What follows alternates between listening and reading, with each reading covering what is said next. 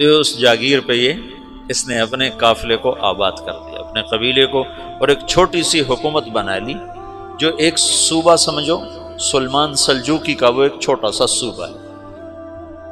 وہاں جب یہ رہ پڑا تو پھر یہ ایک شیخ کے بیت ہوتا ہے، وہاں شیخ طریقت ہے، ان کے یہ بیت ہونے جاتا ہے، وہ اس کو رات اپنے پاس ٹھہراتا ہے، تو ایک کمرے میں ان کو ان کا خادم ٹھہراتا ہے۔ یہ جب کمرے میں جاتا ہے تو سامنے دیوار میں طاقچے پر قرآن پڑا ہوا ہے، تو یہ تغرل بیگ کہتا ہے یہ کیا ہے، یہ کیا ہے؟ تو وہ خادم کہتا ہے یہ کتاب اللہ ہے، قرآن ہے۔ اچھا، وہ اس کو وہاں چھوڑ کے باہر چلا جاتا ہے۔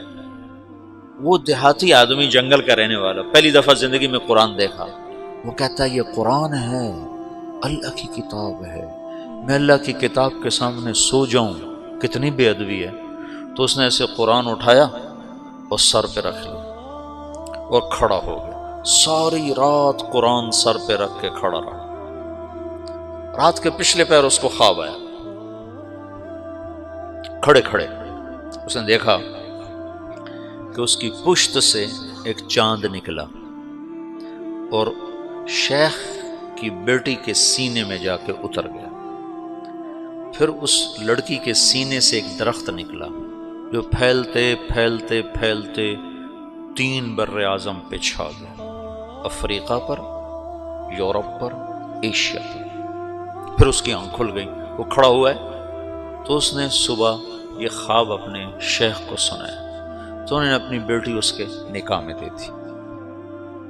اس بیٹی سے ایک بچہ پیدا ہوا، تغرل بیگ نے اس کا نام رکھا عثمان، عثمانی ترک نام سنا ہوا، جو میں نے کل بتایا تھا کہ 1924 میں وہ خلافت ختم ہوئی۔ تو ایک بیٹا پیدا ہوا عثمان۔ عثمان نے پھر ایک نئی اسلامی حکومت کی بنیاد رکھی جو 1924